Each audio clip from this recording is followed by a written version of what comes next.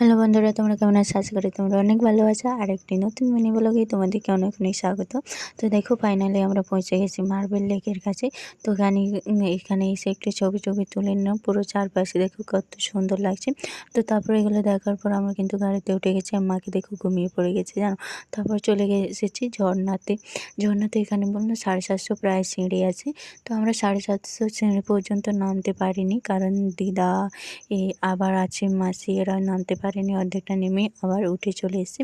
তো এখানে প্রায় আমরা 300টি সিঁড়ি পর্যন্ত নেমেছিলাম। আমরাও নামিনি, কারণ মা ছিল। মাকে অতটা কোলে করে নামা আবার ওঠানো অনেকটা কষ্ট, তার জন্য আর পুরোটা নামিনি। দেখো নিচের দিকে কিন্তু সিঁড়ি নেই, পুরো এরকম পাথর রাখা আছে। উপর আমরা যতটা নেমেছি এতটাই কিন্তু সিঁড়ি ছিল।